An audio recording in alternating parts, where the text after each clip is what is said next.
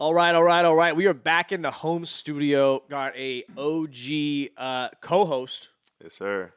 Mykal Walker. Mike, welcome back. Man, always good to be back, man.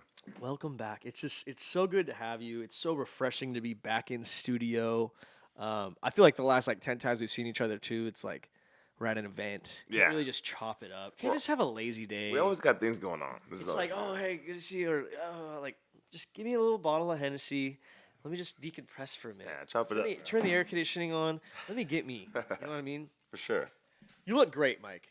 You look great. I appreciate you, man. You look good too, Frank. So, to open it up, I was obviously always looking at content, and something crossed my page today that I want to know your answer on. It's an internet debate. If you have 1,000 grapes in a bowl, Okay. each grape you eat, you get $50,000. There's one grape out of the 1,000 though that when you eat it, you instantly die. But you don't know what grape that is. You don't know what grape it is. There's 1,000 grapes in a bowl. Each one you eat 50 G's, but one of them in there instantly kills you. How many grapes are you gonna eat? Can I stop whenever? You could eat one. You could eat 10. You could go for 999. What's your okay? I'm probably trying to do something like that. I think me personally, I'm not a big gambler ever. I don't think this is gambling. No, this is gambling. You're gambling your life. Right. You're definitely gambling your life. So you're eating one. No. I'm gonna instantly die. I think my goal going into it is probably four or five grapes. 4 or 5 4 or 5 grapes is my goal going into it. And then after I get to 4 or 5, I'm still alive. Then you gotta make a business decision. Well, okay, 4 grapes. That's think 200 4 or 5. grand. That's 200 grand. Yeah, See, my answer would be I'd go 20 grapes. see, I think. 20 grapes is $1 million. Okay, so let me ask you this now, Bull. Are you going 20 grapes straight in this area, or are you spreading them around a little bit? You're gonna move around okay, I'm gonna go on this side. I'm gonna go back here. Are you strategic with it, or are you just I'm taking 20 handfuls? Your visual right there was bowl. It's 1,000 grapes. okay. It's gonna be like a. But you know what I mean, a bigger bowl. So you hitting this half, and for maybe 5 on this half, 5 on that half. So my strategy would be I'd pour them all out on the table, and I'm going around the edges. Yeah, touching the edges. I'm gonna That's try. a better situation. I'm gonna pick the 20, and they're gonna be right next to each other. I'm saying if this Okay. table is 4 feet by 4 feet, You're just I'm taking these 20 right here and hoping none of that shit. I hope the poison's in the middle. I think that's a good strategy. But I am with you where you hit 20 and you're like 50 G's, nice man. It's nice. That's what I'm saying. You hit 20, you're at $1 million. You're like, okay, that's a new house. Yeah. And then you're like, I need a car. Yeah. And then you're like, beach house would be nice. Another 10. That's it. Then you get caught. That's how that works. Then you go. People have had some crazy stories. But I will say though, 1,000 grapes to 1 is really good odds. Yeah. Yeah, it's really, really good odds. I say 4 to 5 to start off, but once you get to 4 to 5, you're like, oh. I think 4 to 5 is kind of a pussy answer, to be honest. I'm saying I had to really put it in perspective. 1,000 to 1 is different. I think I'm probably going way more than 4 to 5. 1,000 to 1 is 0.01%.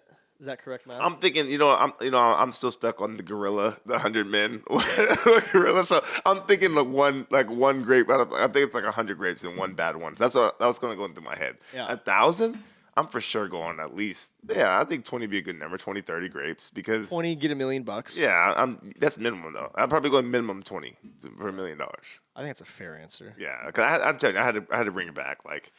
I'm just so wrapped up on this gorilla thing. What's and I bring the juice. We did a lot of debates on the gorilla thing. It's kind of past news now, but what do you think that we have a chance as a society for 100? See, here's my thing.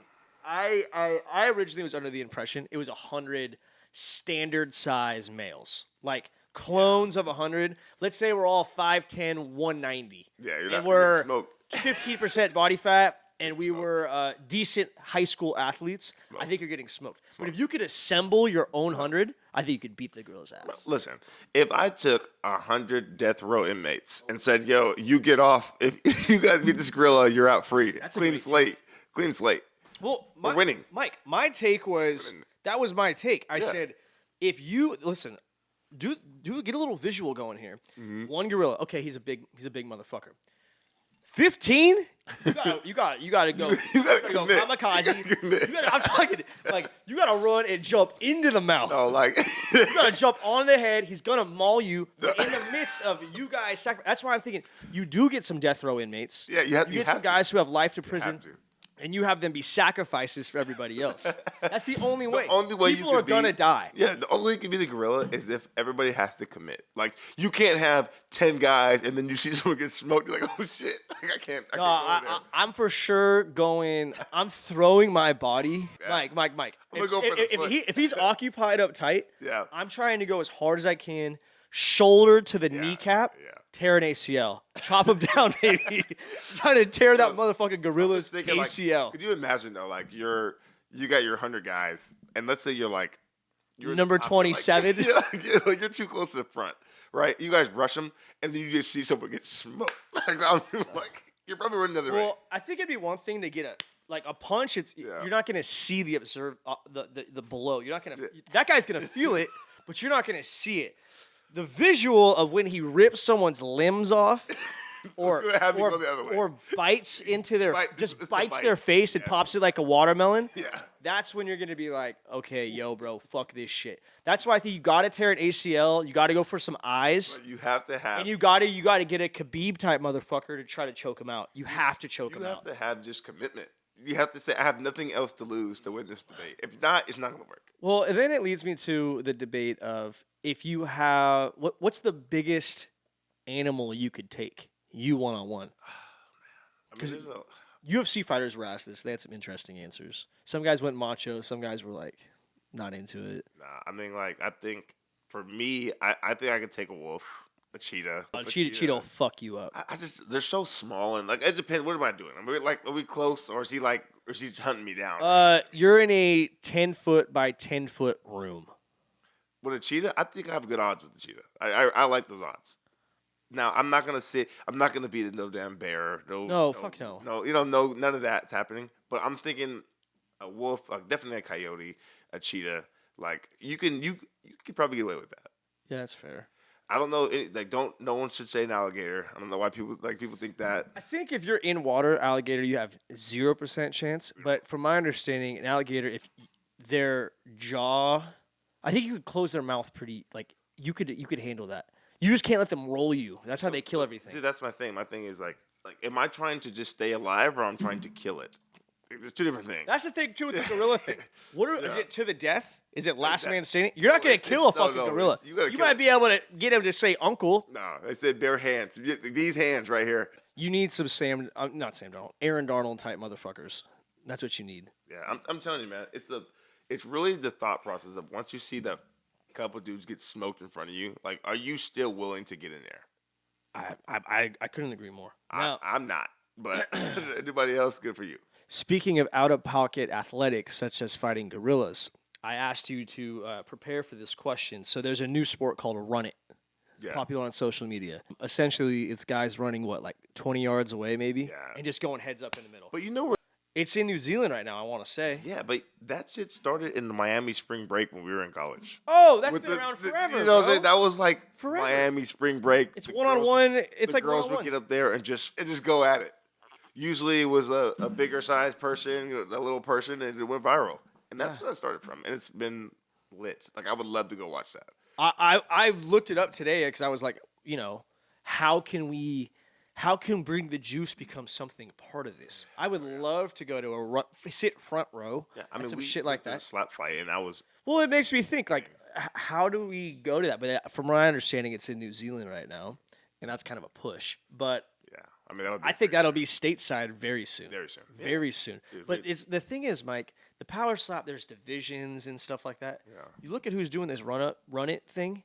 Some big motherfuckers, bro. Yeah, they're all like the rugby people. Yeah, that's what I'm saying. I don't think many people would get in that arena. I don't think there's you do not want to get in the way. As me and you both know, bro. Dude, a psycho Tongan Samoan dude, different type of strength. Different strength. Different type of strength. But I'm saying, like, people are standing there and getting slapped. Like, no, that was psycho too. To me, like, I'd never thought that would be a thing. Like, you're literally holding on. You're holding on to something to make sure I'm still okay. Like, I'm not gonna get knocked the fuck out. Yeah, like, if you let go of it, you're fucked. Exactly. You know what I'm saying? Like, and then what is it like? Oh, flinching, get slapped again. Yeah. Oh, you winked your eye. Take another one. We saw a dude get slapped 4 times in a row, and it was a foul. 4 in a row. Like, he still ate those. 4 slaps in a row is crazy. What prize money would it take for you to get into the Run It sport? Like, what would you need? What would you need? 50 grand? You'll go heads up. 10 grand? So my thing is, which one am I? Am I the runner or am I the tackler? I feel like in your position, you'd want to be probably the runner, right? I want to be the tackler. You want to be the tackler, man. Would you treat it just like football? Break down, and tackle? So the thing with tackling is like There's no juking. There's no juking. no. I can get both my feet in the ground where you're running. So like you only have one foot in the air as you're running at me. I can get both in the ground and hit the hell out of you. Like I'm gonna have more power. You got to get low. And I'm gonna be able to be in a power position and be able to hit you. Or if you're running at me, you're like you have no power. I can just push you over. Is there rules on that? Like, why would you not just cut block them? Like, why would you not just cut them down? Yeah, we're gonna have to like look that up because when the video that I watched, it was like their head. I'm down there for the headbutt you. Like it was insane. I've never seen people run ahead speed like that. No. It makes me think though too. Awesome, bring the juice event would be Oklahoma drills. I mean, it would be hilarious. Which was the same thing basically. You gotta have you have to get up there. We're not doing the stand up and run. You have to get off your back, roll over there, and run at each other. That would be insane. Me personally is what you're saying? No, I'm saying like the Oklahoma drills. It has to be traditional. OG Oklahoma drills. Yeah, like I'm talking about knee up, laying on your back, trying to get the little advantage, maybe up a little bit. Well, people have different definitions of Oklahoma drills. There's that one, and then there's the one where it's like 2 blockers, 1 runner, 2 blockers, 1 safety. I'm talking about it's kind of like one-on-one OG. Like you're on your back here, I'm on my back here. We blow the whistle, turn over, and go get it. Whoever gets up fast enough wins. That's really I love that drill going up because you get up fast as fuck, and they're still like kind of, and you. You just gotta commit. It just teaches you like how they say now, like no breakdown, just go hit them. Yeah, I wonder if I could get that sanctioned in the United States. Me doing an Oklahoma drill competition. Do you think people would pay for that? In Fresno, absolutely. How many? I mean, what would you need? Maybe like 20 contestants. I'll supply the pads and all that. Yeah. Lots of waivers. Create like just a little 15-foot by 15-foot arena. Bang, motherfucker. Dude, that would be insane. I would watch it for sure. I think you have a lot of people who can come in here and do that. The NFL draft just happened. Rookie dinners are coming up. Oh yeah, we got a rookie. Shout out my boy Cody. What was your rookie dinner experience?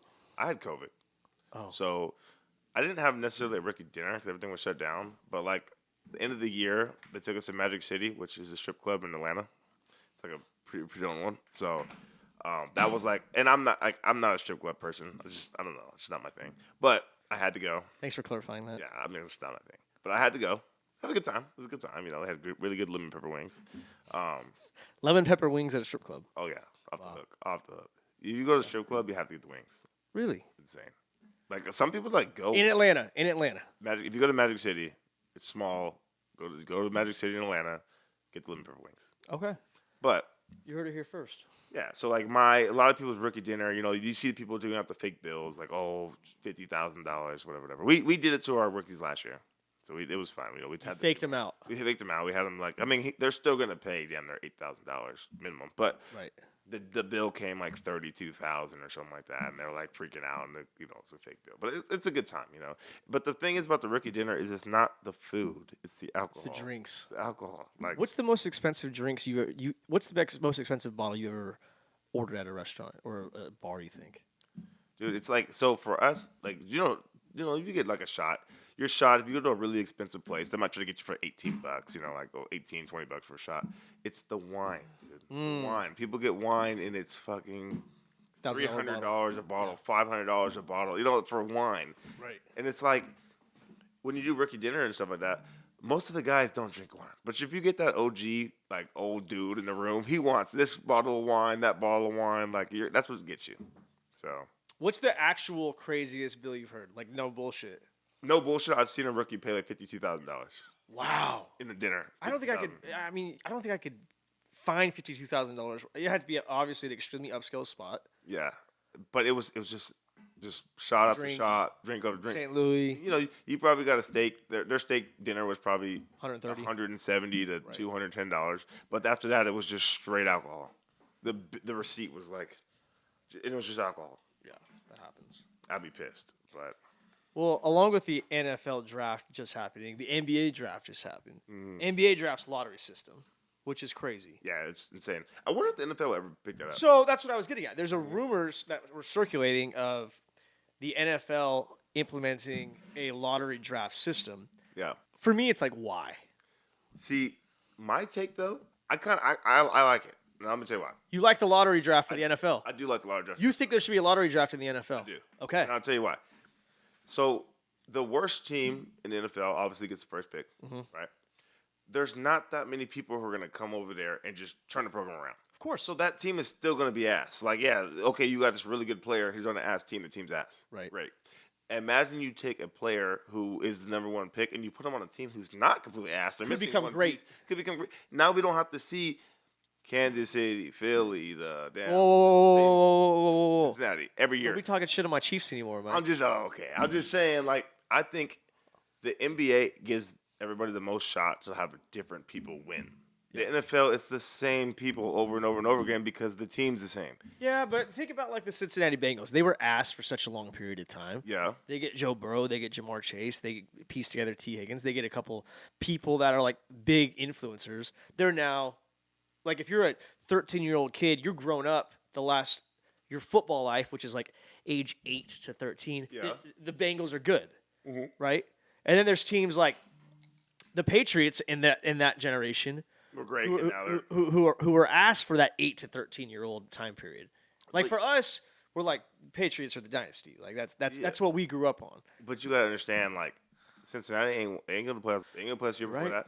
You're right. Like, 2 years in a row, they ain't going to playoffs. They get if they would have gotten Abdul Carter, probably been a real nice piece for Let me them. tell you, they get the number one pick. You take a team like that and give them a number one pick. They don't need a quarterback. It's gonna change everything. So you think we should go lottery system? I would like to see it. I just want to see how it would look. I think it'd be dope. Do you think? Okay, so how does that work? I like it. I'm not against it. I do think though, it should be another lottery. Repick the order every round. Because basketball's 2 rounds. Yeah. Football's 7. And we just watched the draft. Shit, we had fucking 150 people here. Mac was getting prank called and shit. Like GMs calling, owners calling. I was part of your draft day. Yeah. It's a stressful ass time. Stressful day, man. Stressful time. You got called by the Denver Broncos. Mm-hmm. They said we picked you. Didn't pick you. Tell that story. Oh, dude. So before the draft, I never thought I was going to the draft. I was going to be undrafted. Like you're like, oh, I'm definitely getting drafted. The day of the draft, I wake up in the morning. I'm like, oh, This is day 3. This is day 3. Yeah. Like, obviously, you watched the first. I knew I was going first round, so like, we'll watch it, have a good time. Second round, there was a day 2, late third round. There was a possibility. So like, oh, I'm gonna watch it a little bit in depth. Okay, and then day 3 rolls around. So you're like, okay, this is my day. Get the draft party going. You get up there early in the morning. Never once think I'm gonna get an undrafted call. I get called by Cincinnati. And Cincinnati's like, yo, we have 3 picks, today. But if we don't pick you, like, we would love for you to come undrafted free agent. And I'm like, if you don't pick me, like, Yeah, pick me. Yeah, we think you don't pick me. I'm like, get off the phone, get off the phone with them. But then all that, then it creeps in, and they're like, oh shit, like, what if I don't get picked? Right. And then, so then later on, like mind you, here in California, West Coast, the draft day 3 starts at 9, 8 o'clock in the morning. Yes. So now it's like 8:15, 8:20, and I get called by Denver. I get called by Baltimore, and it's all the same thing. Like, hey, we have these picks, but if we don't take you, then the undrafted free agent, we want you to come. So now you have all these people calling you, and you're thinking like, oh, they're calling to tell me that they're gonna draft me, and it's like, oh no, we're calling to tell you like, please pick us if we don't pick you. So like, it's just a lot of shit that goes into it, and it's so stressful. I'm gonna say, thankfully, I was able to get picked up pretty early on the day, but just a stressful day. Yeah. Fuck yeah, it is. Yeah. And now you're in. Is this year 6? Yes, sir. You're 6. Year Big 6. You've been in the doors now. 6 teams. 7 technically. bet. Yeah. 7 technically. Yeah. How stressful is it from you're a family man, from like a family perspective? Yeah, so I guess that's the thing I talk to people about a lot. Like, for me, football's football. Like, I'm going on my 20th year anniversary of playing football consecutively for 20 years. You know what I'm saying? So, Congratulations. appreciate that. Like, every August, September, I'm on the grass. Like, I'm playing football 20 years in a row. Wow. So, it's like, if one person says, oh, yeah, we don't like you, or we can't handle you here, or whatever, I'm like, there's 32 teams. I'll go somewhere else. Sure. But then you put the family element into it. Right. You put I got to relocate the family. I got to worry about them. I got babies. And then it's not like, I don't want to blame them because obviously they can't help it. But like, your family puts so much more stress on you than you put on yourself. Right. And it's like, and people think all the time, oh, I stress myself out more than, but you don't. Like, if I got cut from a team and they're just like, yo, we really like you, but let's say we want to keep you, but this guy got hurt, we have to address this position. Right. I know I'm good enough to make that team, but like they had someone get hurt. It's a numbers game. And then you get a call 2 days later, like, hey, we want you to come over here. Cool. But those 2 days where you have to worry about your family, they don't know what you're going to do, you move them around and stuff. When I got released from Atlanta and went to Chicago, I got claimed. I didn't know what that meant. I thought I was on the team. Shit, people were buying Bears jerseys and shit. We moved the whole family to Chicago. I was there for 9 days. Like, nearly 9 days. You moved your family to Chicago. Chicago for 9 thinking days. you're going to be there. You're there for 9 days, and boom. And then in the second preseason game of the year, I led the team in tackles. Played like a quarter. Led the team in tackles. I'm like, oh, I'm here. Moved the whole family out there. The next week, I get like 4 reps. Practically, you're going to play a lot in the game. Don't worry about it. Cool. Didn't get into like the third quarter. I was like, oh, okay, I'm definitely getting cut. Actually, I got cut on my birthday, which is crazy. You got cut on your birthday. On my birthday. Yeah. Happy birthday, Mike. Wow. Wait a minute. Didn't they wish you a happy birthday on Twitter? They put me on a happy birthday. Yeah. You were on Chicago Bears. Mm-hmm. Their Twitter team wished you a happy birthday via their social media. And then like an hour later, I got a call like, hey, make sure you bring your charger. iPad to share the charger with it. So make sure you bring your charger with you. Yeah, can you bring your iPad in? Bring your charger. Damn, Mike. You know what I'm saying? Like, it's just, it's cool. It's fun to laugh about it now because it's funny, It's like cool. But like in those moments, it's like, wow, like what do I do now? Now, me as a person, when that happened to me, I'm like, dude, I just led the team in tackles the week before. I would have done it again. You did what you could. Yeah, you did everything. Controlled your controllable. Exactly. Like when you're at peace with that, when you can decide, you know what, I did everything I could to make this team, and it just didn't work out whatever way. You're fine with that. But when you add the family ornament into it, like it's like, yo, what are we going to do now? Because I have to take care of them. Right. And that's kind of like, then they get to talking to their friends, and I'm sitting in the living room, you hear them talking in the background, like, oh yeah, I just got cut, like, oh, we don't know we're gonna, it's like, it's almost like it makes it so much harder for you because you're like, as a man, you're football players, we're athletes, you want to be an alpha, you want to be the guy to take care of everybody, and then you're like, oh shit, like now I'm kind of like, what am I gonna do now? You can't control it. Exactly. So I said that would be stressful, but like I said, after 20 years of playing football, like shit, at the end of the day, when it ends, it ends. So you just gotta. Being in the doors now of 6-7 organizations, what would you say is the key variable to successful programs? What do they have in common? Because there's certain facilities that are nicer than others. Oh yeah. There's food that's nicer than others. There's the way they treat, maybe family at games nicer than others. Yeah. But what's like the it factor you think for successful teams in the league? I would say it sounds really cliche, but really it's like the closest team that's going to act like college is going to win games. The closest team is going to be buddy-buddy. We're all hanging out. We all like each other. Kumbaya. You're going to win games. Because the NFL is hard. It's hard to win games. I mean, you see Kansas City win by 3 points, 1 point, 2 points every year, and they're it's Kansas City. They're a dynasty right now. Everyone thinks they're the best team in the NFL. Chiefs dynasty, baby. So I believe that. But if you watch them, they win really ugly. Like they don't. Oh they my don't. God. You know what I'm saying? They don't blow people out. Like they're barely winning. Then you take Dallas Cowboys. Dallas Cowboys will beat every team by 40. Then get the playoffs and get bounced in the first round every year. Because when shit hits the fan, the people who like to be around each other, who enjoy going to work every day, like. It's such a privilege to play this game that people just take for granted because we've been doing it for so long. Right. Like when you get a group of people who are like, I love to come to work every day. Like I love to come to practice every day. Right. It's so much different than when you're winning and losing because when you start losing games, that shit's like, oh, I don't even like this motherfucker over here. He's yelling at me a little too loud. Like it's just such a different thing. So I think for me, like when I got to DC, everybody generally liked each other.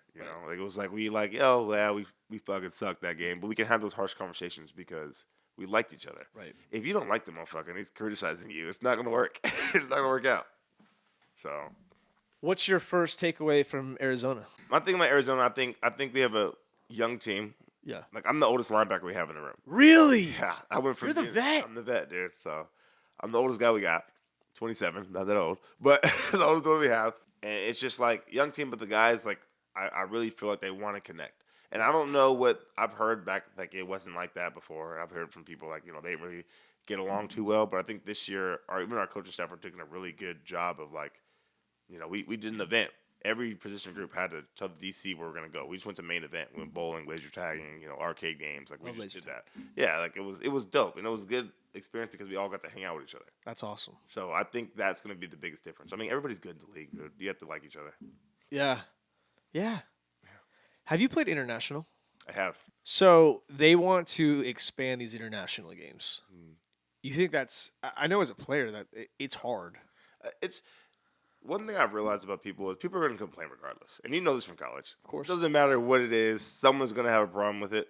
For me personally, if I was like you, when you and Brittany went on your honeymoon, right? You guys went to Italy. Okay.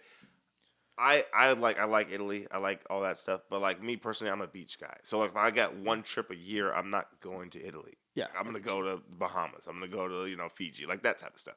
So to be able to play football, like I went to London. I would never go to London if I because there's so many other places I'd rather go to. Right. So being able to play football and you get to like you're telling me you're gonna fly me out to a place that I would never go to just to play a football game. Right. I get to explore the culture for a couple days. Like for me, it's lit. Yeah. But for other people, it's like, oh, I had to travel this far and I'm tired and I have to go play a football game. And it's like, I'm like, dude, like you're getting paid exactly. I because, thought even when we played Hawaii in college. yeah. Like, I've never been to Hawaii outside of playing a football game there. Mm-hmm.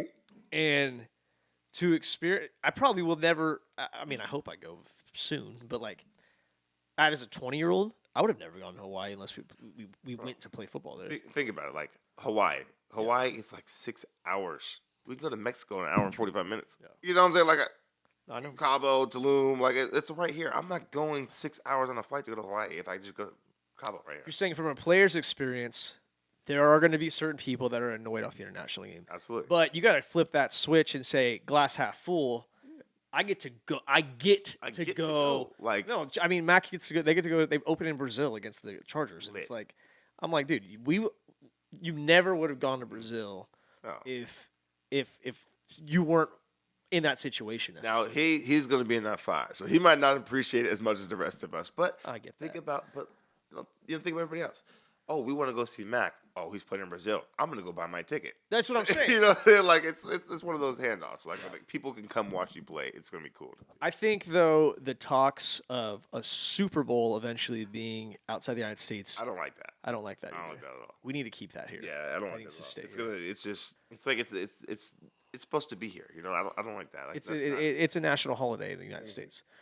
What do you think? And they're throwing out. There's a lot of Europe countries. They're starting to get down in South America. How wild can they get with this NFL location? Do you think they'll play a game in like Antarctica? No, but I think we for sure hit the Middle East soon. Dubai, Soon. Saudi Arabia. Soon. Like I'm talking about. There's such money there. Like so much. Look what Dubai has done in golf, boxing, things like that. I think I think the NFL goes. They're gonna put it on an island or some shit. Yeah, they make it nice, but it's gonna be because if you look, it's all about where the money is. Of course. And that is like where all the money is. So like I know for a fact it's soon it's gonna be there. I just hope I play long enough to get to one of these. Yeah. Like I said, London was cool, but we played the Colts, and the Colts are playing the Falcons.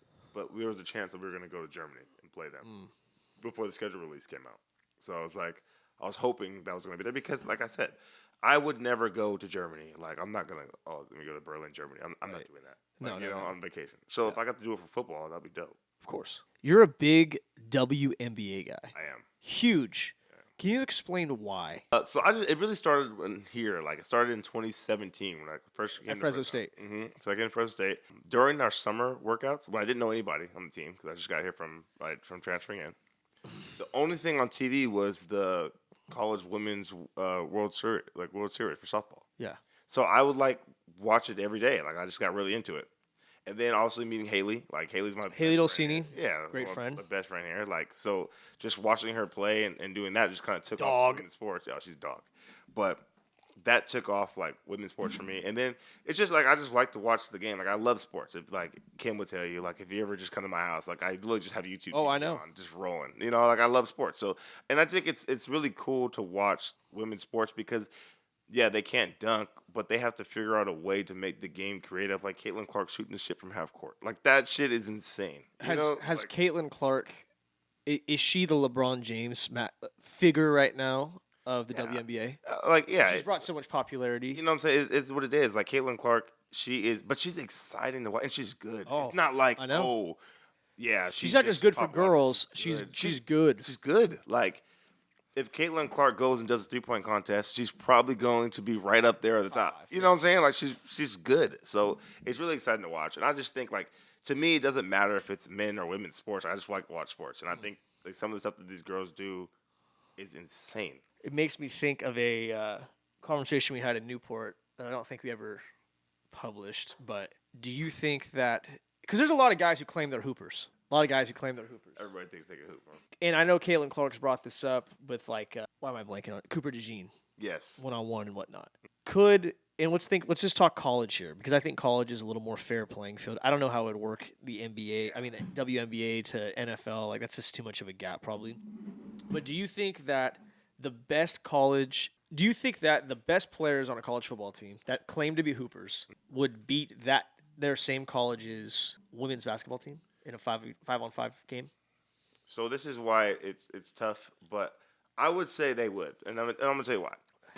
I would say they would just because like, athleticism. Yeah, it just you know what I'm saying like the fast break. We're probably gonna be up the court. It would not be if we had to stop and set up defense every time. Wouldn't be able to win. No. But if we could just play fast breaks, throw the ball. It'd be Jim at the Rec. Exactly.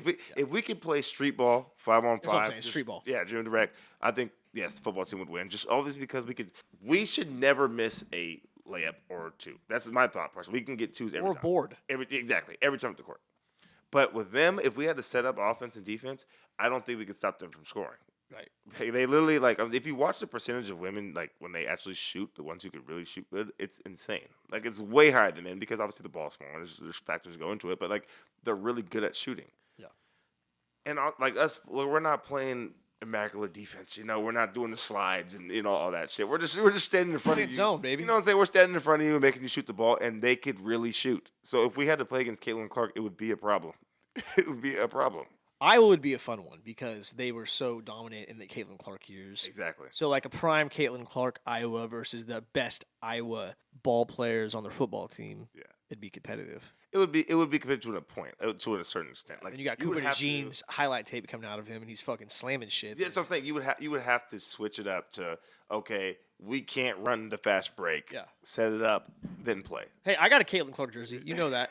You know that. I rock that shit. Yeah, but it's tough because, like I said, you know, like I'm a really big women's sports person, so I really support them a lot. It's That's just awesome. I just don't Good for think you. that they could win.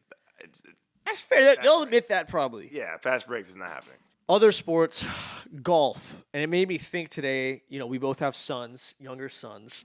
Obviously, football is a big element in our life. Yeah. But we like to golf. We're competitive, and I think you look around other sports now.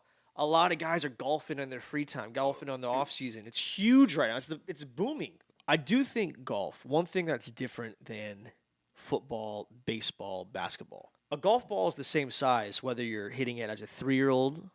10-year-old, 15-year-old, 35-year-old, 100-year-old. It's the same size. Obviously, you adjust your clubs. You could level up, things of that nature. Some courses are harder than others. But I feel like if you wanted to fine-tune your game and say, like, go like Tiger Woods style or from birth or Rory McIlroy, who's freaking – there's videos of him chipping into washer machines when he's 6 years old, and he's still doing the same drills at age 40, whatever the hell he is, right? Yeah. Have you considered saying, like, we're going to go all in on golf? Because if you look at the money that's happening in golf, it's there, Mike. It's there, Mike. Like Caden has his clubs. I have him his own. He has clubs. He's swinging. Yeah, he has clubs. He likes to knock it in there. But it's tough because like my son, he bounces off the walls. You know, like he's not like I can't be like, hey, let's do this and let's lock in here. He might hit the golf ball 3 times and then go chase a butterfly or something like that. You know, he's out. He's doing his thing. But I do think that when it comes to we had him in soccer. Yeah. Never do that again. That's it. That was our. He tried it. He tried. He tried. I mean, I don't know, man. He came to me a lot of times like, "Daddy, I'm too hot." Like, I need water. Like, you know, it's just different. So, but like for him, I don't know what he wants to do. You know, as far as like, I would love for him to do golf because that would be like cool. Yeah. Be able to like watch. Well, you look at what these guys are making in a year. It's like, you go win a tournament, a little milli payout in one weekend.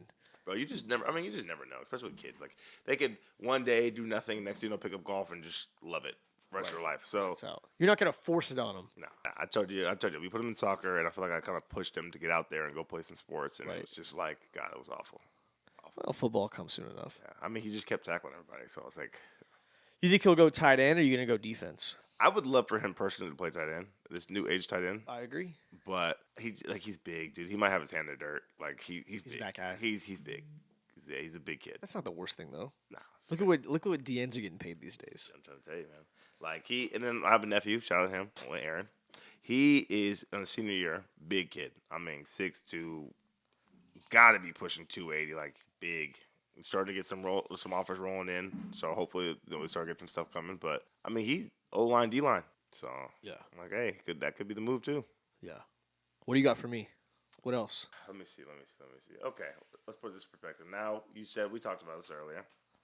Kiddo's 7 months. How is that going? How are you balancing that? 7 months. So I think, and I want to talk to I really want to talk to like some other guys out there. Like I look at Big Cat, look at Will Compton, guys who are grinding in the social media world, and these guys are going different locations every weekend. They're going Tuesday, Wednesday, Thursday. They're hitting UFC fights. They're going to all this shit and trying to balance work with family is very difficult. Yeah. You know? And Mother's Day just came. I mentioned like my wife went out of town for a day or two for a bachelorette party for, my sister-in-law and whatnot, things of that nature. And like, you really appreciate that moms are like, bro, you don't like, it makes you love your mom that much longer. Like, man, you went through this with me. Like, it's crazy. And trying to return that favor when it's like, dude, I'm not getting up four times a night. Like, I'm not doing that. And anyways, like just being in the grind of like working on Onion Farm, trying to grow, bring the juice, trying to throw badass events, trying to network with people. Because as you know, like I'm at the point now where like I'm getting invited places, but I just can't go. Exactly. I just can't go. Like I just don't have that time yet. I don't have the full scale freedom to be like, yeah, let's leave on a Tuesday, come back on a Friday. Like fuck it. Like I feel the need to be present at home. And it's not me being present because my wife needs help changing the baby. Like she's got that on lockdown.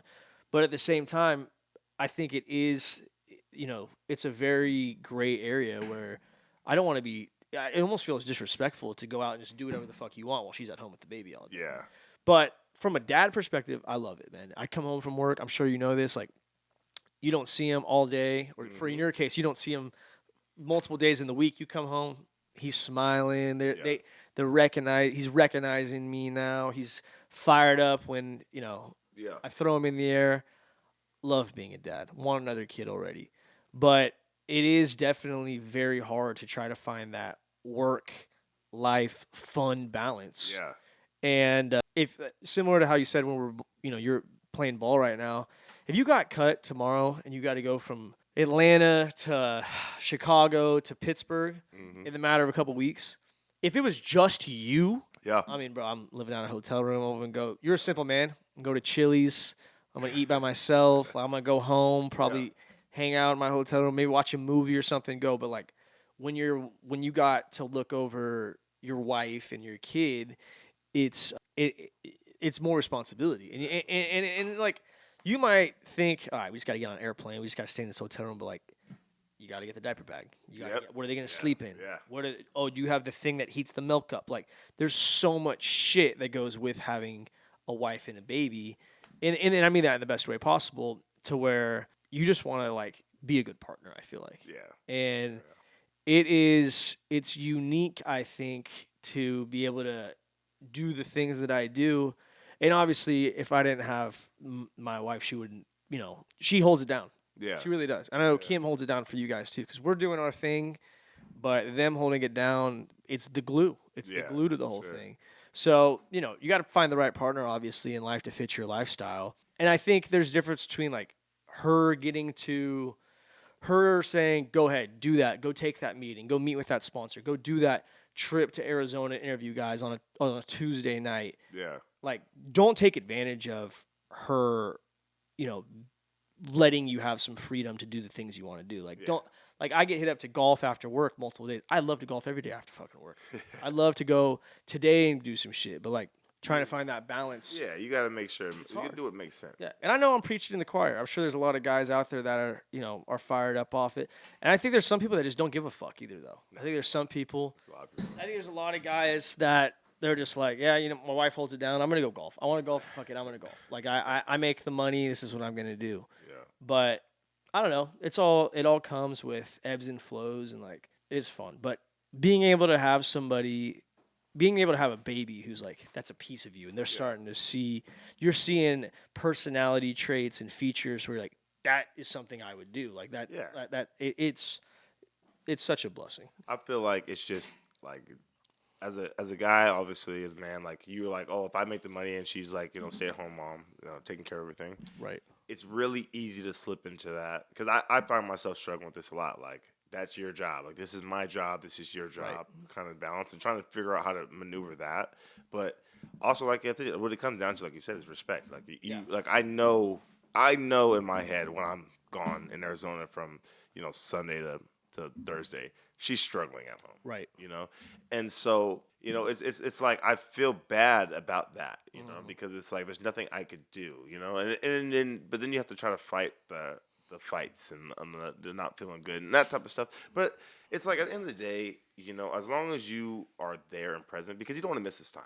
No. Your kid is probably more like you than you're going to realize for a long time. Yeah. And when you realize how you grew up and kind of how you thought, and when you're pissed off at your parents and stuff like that, they're going to go through the same stuff. Of course. So right now, you're the superhero. You're Superman to them. And I think that for a lot of guys, like, yeah, regardless of what you're going through, regardless of, like, the fights, the arguments, how you're tired, you do all this. Like I work on Thursday. I get on the flight, I fly all the way home, and then my day just starts. I got to be up all night with the baby. Right. And it's like sometimes I could I'm feeling sorry for myself. Like, oh, why the hell I have to do this? Because I talked to some other guys, like we talked about, where they just, hey, that's your job. Yeah. I'm going to go do this over here. And then it's like you get to thinking, dude, like, this is not going to last forever. No. I mean, Caden right now, like, he's a whole different person than he was when he was Bo's age. So, oh, my God. Dude, fucking the difference between being 4 months and 7 months is crazy. Huge. I saw, people, it was some social media thing where a guy's like, I hate when people say how old their kid is in month form. And it's kind of a double-edged sword where if you asked 20-year-old me and you were like, I was like, hey, how old's your kid? And you're like, oh, he's 14 months or he's 7 months or 9 months. It's like, oh, he's half a year old. Like, no, you say 7 months because the difference between 5 months and 7 months, totally different, man. Dude, totally different. Like, so Caden started walking one day before he turned 10 months. Okay. The difference of him 2 weeks before that, so when he started walking, is huge. It's insane, and it takes a day, it takes hours, it takes a week. Like, once they pick something up, it's just, I mean, now, I seen Bo was on the counter with the little things. He was able to, set himself up. Remember back in the day when he was just 6 weeks ago, he couldn't do it. just falling over. Head was too big. Fucking boom. So it's just like you never, like I just say for all the people out there who are struggling, like kind of how I was doing that, like you never want to take advantage of this time. Yeah. And if you could be present because in a couple of years, they're not even going to want to talk to you. A couple of years, not going to be around you. Like, that's how it works, right? Like, they'll come back. Kids will come back. But, they got to find their own way. And that's another thing, too. I think the worst thing a parent could do is be too overbearing. And that's something that I'm kind of like, trying to struggle with, too. Because obviously I don't want my son to get hurt. I don't want him to get stung by a bee, fall down, scrape his knee. But sometimes they got to do that. He has to burn himself to figure it out. That's the truth. Yeah. I mean, we're still going through that, man. I'm learning every day things. I'm trying to find the right path, and it's like it does make you realize like nothing on earth can prepare you to be a parent. Like nothing. You could be I babysat for 12 years and all this shit, or I'm the youngest sibling, or I'm the oldest sibling, or I got a bunch of cousins or something like. Until you're in the fire, and it really starts the first night when they're born. Yeah, they come out, and you go in where it's just the two of you, and like, oh yeah, we got a crib ready. Like it's so exciting. We had, she had a baby shower. We got diapers and all that. It's gonna be so cute. Like, and then they come out, bro, and hopefully they start crying. Yeah, start crying. Yeah, and newborn baby looks like an alien, man. Alien, yeah. It was alien for a long time. They're small. You don't realize that a human can be so small. Mm-hmm.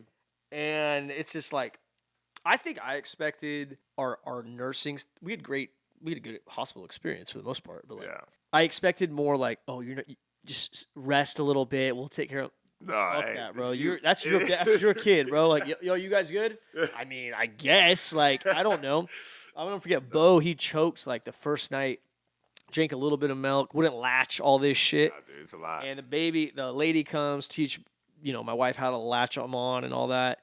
And he chokes, and we're just like, what the fuck? And the lady just, this kid's 7 ounces, man. Yeah. 7 pounds, something ounces. Like, flips him over and then hands it to us. And we're like, that's it? Like, that's all you do? No, dude. You just start smacking his ass? You know when they first get him in there and they're really little, they just grab him, put him on, they start pulling their limbs apart, moving around the swaddle, throwing them around. You're like, yo, hey. Be a little gentle here. Like, oh no, don't worry about it. They get really getting them in there. Yeah, Crazy. no. But those doctors, man, like, to deliver babies that's got to be a hell of a thing because they don't fuck around. No. Our dog, we had nurses. Okay, it's go time. Dude walks in, turns his hat on backwards. Oh, yeah. He's like, ready, push, came out, boom, cut the umbilical cord. 30 minutes, he's out. Hey, congratulations. Next one. Gone. No, he look at his watch. Time?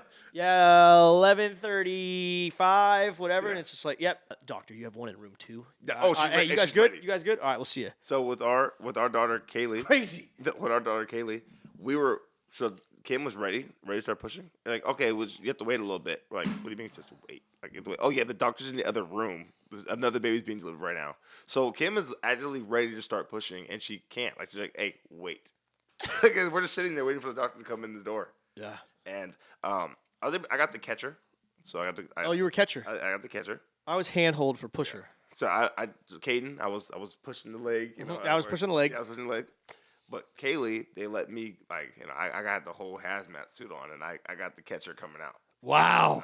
It was insane.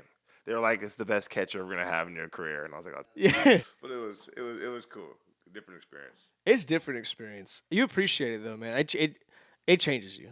It changes you in a heartbeat. So where you at with it? I mean, I think we're 2 and done, but. So we were told, Brittany was kind of like, if we have another boy, I think 2 boys, I'd be like solid. Mm-hmm. Solid. Our whole plan's been 4. That's been our whole plan. But I'm one of 4. Mm-hmm. My dad's one of 5. My mom's one of 5. Like, we're used to this shit. Yeah. And Brittany's like, I think if we have 2 boys, like, that's perfect. And I'm just like, all right, think what you want right now. No, I'm the same way. I want 3. I don't know. 3 is my favorite number. I want 3. I've always wanted 3 kids. I think I look at families growing up, and more kids. Yeah, it is crazy, but I grew up where like crazy's fun. It's like, fun. It's fun, man. I think what a lot of people don't understand is like the age, and let's not cancel me for saying this, but the age from 0 to like 2 kind of sucks. Like it kind of sucks. You want to talk to them, man. You know, they don't really do anything. They kind of just, it sucks. When they get to that age where they talk with you, they play with you, they do sport, like they go to school, like that's fun. Like that is fun for me. And everyone's like, oh. Well, we can't do anything. That's what I'm saying. They're like, I you're can't gonna do miss anything. it. They're gonna miss it when they're this little. I'm like, I'm not missing anything. Like I would speed it up if I could. Like let's get this going. It's part of the process. So, yeah, and that's my only thing. And I think right now I'm trying to explain to Kim is like, yes, I know it's hard right now, but like once we get to year 2, 3, you're gonna want another one. And if you wait too long, Caden's gonna be down there 10. Like right. You don't want that gap to get too big. Exactly. So we'll see. I mean, I'm not gonna press it. I would love 3 kids, but I'm not gonna press it. She wants to stick with 2. One of each. You watch The Office? No, it's not. I mean, I'm not weird. You're weird for that one, by the way. No, honestly, that's like my everyone says like, oh, you don't like The Office. I've never liked that. Do you like funny movies? Yeah. What's the funniest movie? Give me some of your funny movies. Funny actors. Funny actor. Okay, I have a really bad take right now. Do you think Will Ferrell's not funny? I hate Will Ferrell. I think Will Ferrell is awful. Oh, awful. Like awful. You might get blasted. I think he's so. It's just cringy. You don't like Will Ferrell? Not at all. Like, you might get blasted for that one. It's so cringy. Like his stuff he does is so. It's just. Mike, I could not disagree with you more on this. That's what I'm saying. It's my bad take. I don't like Will Ferrell. Like I never have. I think it's just so cringy. Like, Do you like Adam Sandler? I love Adam Sandler. Okay. Sandler is like. I think Adam Sandler is if he's. I think he's like the best white actor of all time. I do. That's my take. I think Adam Sandler is. And people don't like this because obviously they like Denzel, but I think Will Smith is the best black actor of all time, and that's just like my personal opinion. His range is crazy. Is he on the downfall right now? Ever since the slap Oh on yeah, Chris Rock, but I'm telling you, these guys like Hancock was his prime. like it's. I mean, but even back before that, like he's had so many. He does such different, like so much different things. His range. He's able to touch so much different. Who has the most range out of everybody? I would say probably like I would have to say Will Smith. His range, his range is insane. Brad Pitt has pretty good range. Yeah, I love. Jake, who's the guy from? Honestly, Jonah Hill's starting to get some range. He's funny. He's hilarious. Now, I'm thinking Moneyball. For Melissa McCarthy. Yeah. Love her. I think she's the funniest person I've ever seen. I love her. Really? Yes, Identity Theft is probably one of the funniest movies I've ever seen in my life. Like, she is so funny. And even, what's that movie that they have on Netflix where she's like a superhero? Oh, my God, bro. How am I missing this up? Because I just saw Thunderbolts on, it's like Thunder Force. Thunder Force. You ever seen Thunder Force? No. It's so funny. It's called Thunder Force. You have to watch it. It's really funny. And do you know that her husband is in every one of her movies? Adam Sandler's wife is in every movie. I didn't know that. Like, Yeah. that's dope. Could you imagine? Like, he's in every one of her movies. I think it's great. Cool. I think it's phenomenal. You know who's really Ryan Reynolds. I watch everything he's in. Ryan, I watched Deadpool a couple weeks ago. The Adam Project on Netflix is a great movie. Ben Affleck has some good range. He does. Who's the fucking guy? I'm really scared. Leonardo DiCaprio has some good range. Yeah. I'm really scared to watch The Accountant too because The Accountant was Love The Accountant. It was honestly like top tier. They might They might fuck it up. Just I'm looking at the little previews. I'm like I don't know. I'm gonna watch it, but I just don't know. Ben Affleck, hot take. My favorite movie with him is The Town. Really? Jake, you know what I'm talking about? Mike, have you seen The Town? Yeah. Wow. The Town might be top 10 best movies all time in my book. Hey, you know what's? I think the best action movie to ever come on Netflix is Extraction. Have you seen Extraction? No. Dude, Jake? it is. Extraction is. I'm talking about. It's just fade from start to finish. Like it's elite. Did you watch Severance? You would know. Check it out. Very good. What about Game of Thrones? Yeah, oh, up there. Okay, so me and Brittany, this is crazy. There. I want to clip this. So I watched Game of Thrones during COVID. I've never watched Harry Potter. Oh.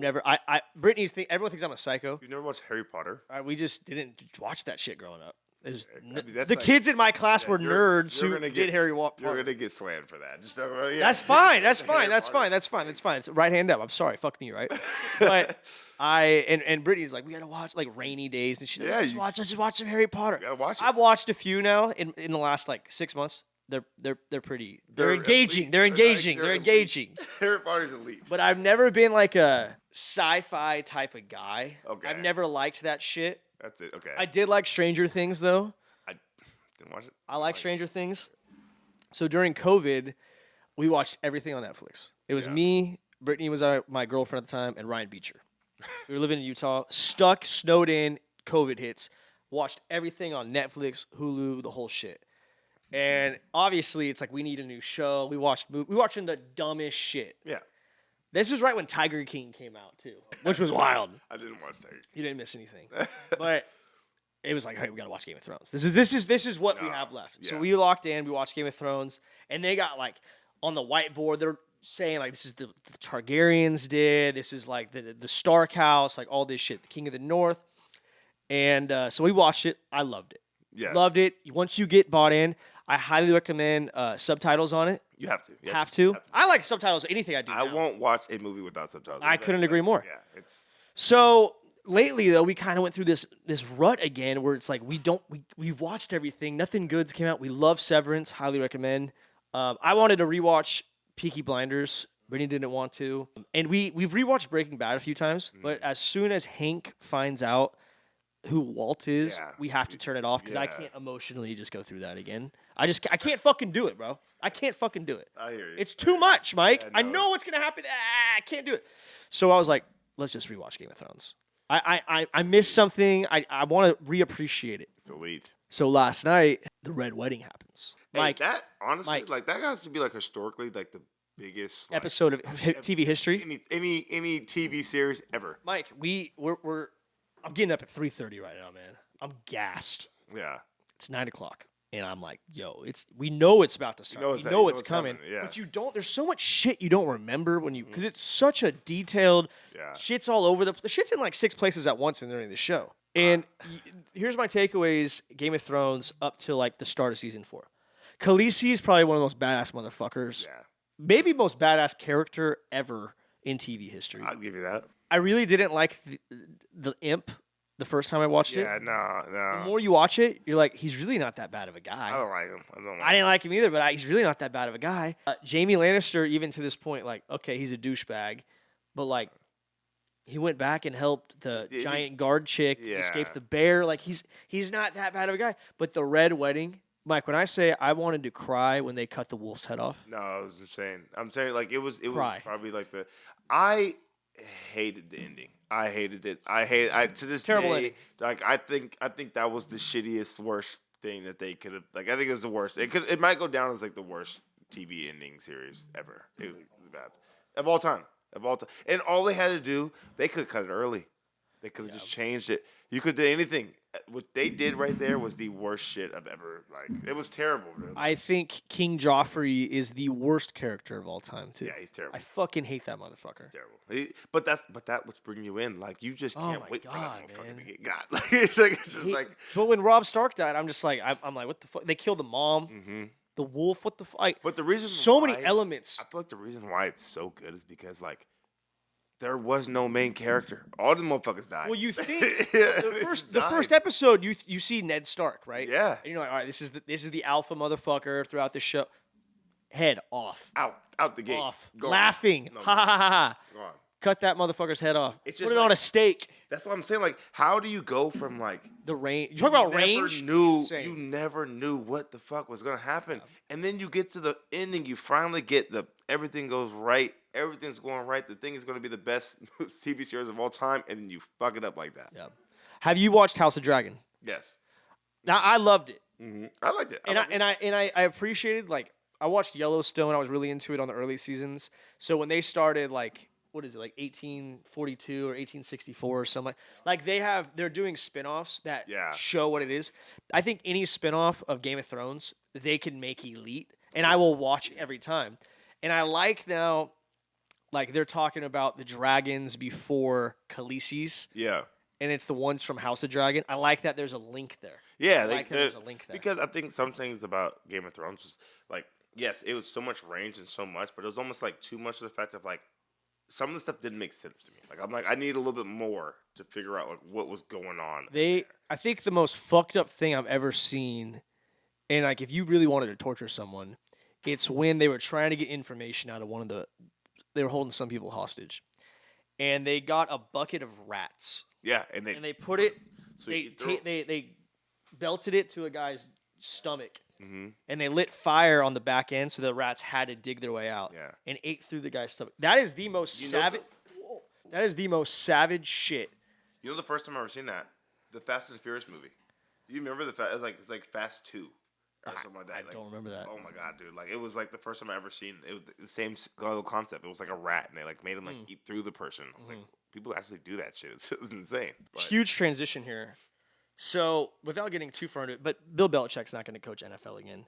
What do you think of the girlfriend situation? From like we play ball. Let's just think back to college ball. Okay, we had Jeff Tedford.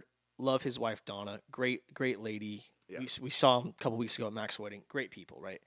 Imagine somebody as old as Bill Belichick is, driving around his golf cart, coming out in between indie periods and whatnot, and his girlfriend, who's like the same age as you, pretty much, is dictating shit. I personally wouldn't like. I mean, obviously we're the football team, so we don't really have too much in there. But I couldn't respect it, dude. I'm to be honest with you, I couldn't do it. Like you're telling me that, and mind you, that woman could be super smart, great at her job, all that. Doesn't matter. Doesn't matter at all. The fact that you're literally my age and like, got him by the balls. You know what I'm saying? Like it's like I'm looking at a coach like, yo, like I don't know. I couldn't respect that, but I just think it's weird from like, and I did a little clip on this. Like, if you're Bill Belichick and you built the Patriot way and you were so focused, we've heard about it from other players. I've interviewed plenty of Patriots who like the Patriot way included a lot of things. One of them that seemed evident was eliminating the outside noise. Yeah, that's what they always say. Yeah. Eliminate the outside noise, right? No distractions. You're in fall camp.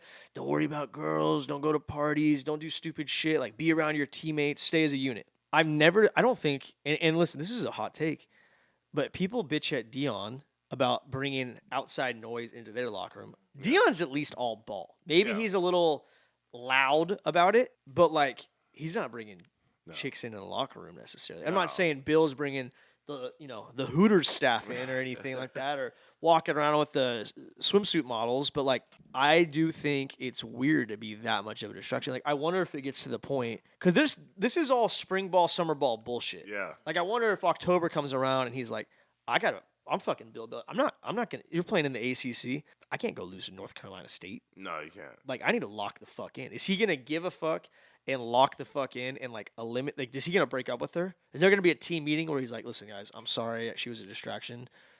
I'm all ball right now." I don't think it's coming, man. I don't think it's coming. I think. But what's your end game there? Dude, honestly, I think Bill's living his best life. He's like, fuck it. He's in college. Like, he's been the most criticized coach for the longest time. Everyone says he's a dictator, he's an asshole, this is and that. Like, he's a winner. They had the most view on him. Now he's in college, dude. He's with college kids. His girlfriend's younger than us. Like, I mean, I think he's living life. He's saying, fuck it. Fuck it. Yeah, like, fuck it. Like, listen, North Carolina has never been like, oh my God, North Carolina's going to win the goddamn national championship. No. Never. So where's your floor? Where's your ceiling? Like, you win 7 games, 8 games. Like, oh, great. I think if you could get in a playoff, it's 12-team playoff now. If you could sneak in, win the ACC, you're in.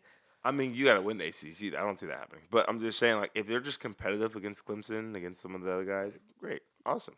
You know, I think Miami's not going to be good this year. Like, the ACC has never been great. They've just been like have really good, like, known teams. Yeah. So. Wow. Anything else? I think we're solid. Man. Mike, I appreciate you. We'll see you next week in Arizona. Follow Mike this year. Subscribe, unsubscribe, resubscribe to Bring the Juice. Buy some hats and get your piss hot. We'll see you next week.